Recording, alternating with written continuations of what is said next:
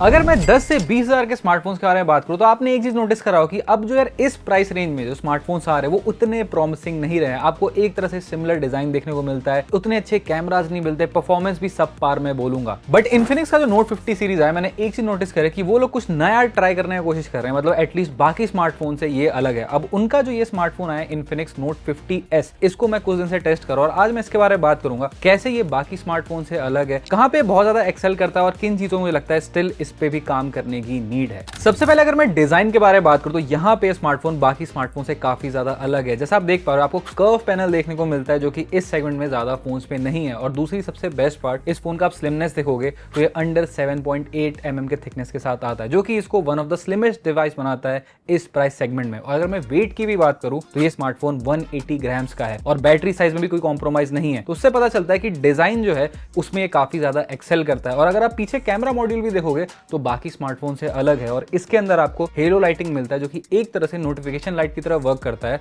और इसको आप कस्टमाइज भी कर सकते हो। और हमारे पास देखो इसका प्लास्टिक वाला वेरिएंट है, बट इसमें एक वीगन लेदर का भी ऑप्शन आता है जिसके अंदर आपको ना फ्रेग्रेंस भी देखने को मिलेगा। अगर आपने कुछ मोटो के फोन्स देखे होंगे जिनमें आपको लेदर फिनिश देखने को मिलता है, उसके अंदर हल्का सा स्मेल कुछ आता है, वही चीज आपको इन्फिनिक्स के इस स्मार्टफोन में भी देखने को मिलेगा। और आईपी रेटिंग की बात करूं तो इस फोन में आपको IP64 रेटिंग देखने को मिलेगा। हाँ, कुछ स्मार्टफोन है जो आपको IP68, 69 देते हैं, बट इसमें स्टिल IP64 बुरा नंबर नहीं है। और अगर मैं स्पीकर्स की बात करूं तो यहाँ पे आपको स्टीरियो स्पीकर्स देखने को मिलता है जो साउंड बाय JBL लिखा हुआ है और क्वालिटी जो इनके प्राइस के हिसाब से मुझे काफी डिसेंट लगा। हाँ, आपको 3.5mm जैक देखने को नहीं मिलेगा, बट स्टिल जो स्पीकर है और जो फिंगरप्रिंट सेंसर है वो काफी अच्छे से वर्क करता है। और अगर कुछ एक्स्ट्रा फीचर्स की बात करूं तो यहाँ पे आपको इस स्मार्टफोन में मिलिट्री स्टैंडर्ड सर्टिफिकेशन मिल जाता है, जो कि एक अच्छी चीज है इस प्राइस सेगमेंट के फोन्स में आने की। दूसरी बात, यहाँ पे आपको IR सेंसर भी देखने को मिलता है। और अब मैं अगर डिस्प्ले पे आऊं तो यहाँ पे मैंने बताया कर्व पैनल है और काफी ज्यादा कर्व देखने को मिलता है, तो आपको थोड़े बहुत एक्सीडेंटल टचेस देखने को मिल सकता है। 6.78 इंच का पैनल रहने वाला है और ये 144 हर्ट्ज का एमोलेड पैनल है। अब आपने इस रिफ्रेश रेट के साथ इस सेगमेंट में फोन्स नहीं देखे होंगे। अब इसकी एक कमी है जो मैं आपको आगे चल के बताऊंगा, बट डिस्प्ले क्वालिटी काफी ज्यादा अच्छा है और सामने आपको गोरिल्ला ग्लास 5 का प्रोटेक्शन मिलता है। यूट्यूब में HDR का सपोर्ट है और बाहर जो है इजिली विजिबल रहता है। और मैंने एक चीज नोटिस करा है कि जो बजट के स्मार्टफोन होते हैं उतने ब्राइट डिस्प्ले लेके नहीं आते, बट इन्फिनिक्स ने इसमें काफी अच्छा पैनल क्वालिटी दिया जो आपको बाहर इजिली विजिबल रहेगा। तो ओवरऑल देखो डिस्प्ले से कोई भी कंप्लेंट नहीं है। लेकिन अब मैं अगर परफॉर्मेंस पे आता हूं तो यहाँ पे आपको Dimensity 7300 अल्टीमेट देखने को मिलता है। अब यही चिपसेट इसके बजट स्मार्टफोन में भी आता है अगर आप नोट 50X पे जाओ तो। और मुझे लगता है आई थिंक इसमें चिपसेट नहीं तो एटलीस्ट स्टोरेज टाइप को थोड़ा और इंप्रूव करना चाहिए था, क्योंकि यहाँ पे अगर आप स्पीड टेस्ट देखोगे रीड राइट का उतना ज्यादा अच्छा नहीं है। बट अगर मैं Antutu स्कोर की बात करूं तो आपको 6.5 लाख का स्कोर देखने को मिल जाएगा और परफॉर्मेंस जो है डिसेंट है। मेरे को ज्यादा कहीं कोई लैग देखने को नहीं मिला है, एनिमेशन भी स्मूथ है। बट एक चीज है, आई थिंक जो उसका 144 हर्ट्ज का डिस्प्ले है उतना अच्छे से ऑप्टिमाइज नहीं है,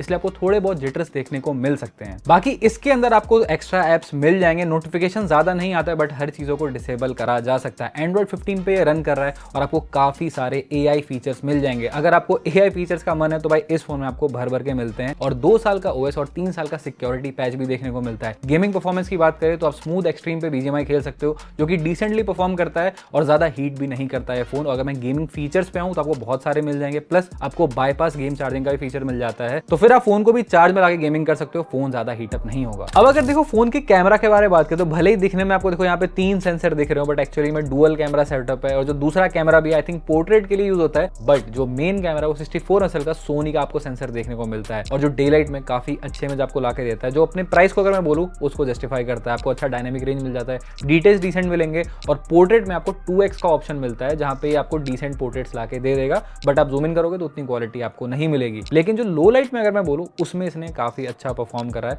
तो मेरे को लगता है कि जिस प्राइस पे आ रहा है कैमरा सच में काफी आपको डिसेंट मिलेगा। और वीडियोस की बात करूं तो 4K आप वीडियो रिकॉर्ड कर पाओगे फ्रंट और बैक दोनों से, जो कि रेयर होता है इस प्राइस सेगमेंट में। तो अगर आपको वीडियोस भी रिकॉर्ड करने का मन है तो इसे आप 4K में रिकॉर्ड कर पाओगे, बट स्टेबलाइजेशन आपको उतना बेस्ट नहीं मिलेगा। बाकी कैमरा के अंदर भी आपको इमेज कटआउट, ऑब्जेक्ट इरेजर और AI पोर्ट्रेट भी मिल जाता है, इसके अंदर आप तरह तरह के पोर्ट्रेट इमेज जनरेट कर सकते हो। अब अगर देखो मैं बैटरी और चार्जिंग के बारे में बात करूं तो फोन में जो बैटरी कैपेसिटी है वो 5500 mAh रहने वाला है और 45 वॉट का चार्जिंग का सपोर्ट है। तो इतना स्लिम डिवाइस होने के बावजूद आपको 5500 mAh देखने को मिला, जो कि इजीली आपका 1-1.5 दिन चल जाएगा। और अगर मैं चार्जिंग स्पीड की बात करूं तो ये आपका 1 घंटे में फुल चार्ज हो जाएगा और बॉक्स में चार्जर मिलता है और बॉक्स में आपको काफी अच्छा केस भी मिलता है। अब मुझे ये चीज काफी अच्छी लगती है कि आपको कोई बजट फोन लेते हो ना, तो उसके अंदर आपको सारी चीजें प्रोवाइडेड हो, तो आपके ऊपर कोई एक्स्ट्रा खर्चा नहीं आता है, जो कि एक यूजर के लिए काफी बेनिफिशियल रहता है। अब अगर देखो फोन के प्राइस के बारे में बात करूं, 16,000 का ये फोन मिल रहा है, बट कार्ड ऑफर के साथ आपको 15,000 का मिल जाएगा। और अगर मैं इस सेगमेंट के फोन को देखूं तो आपको देखो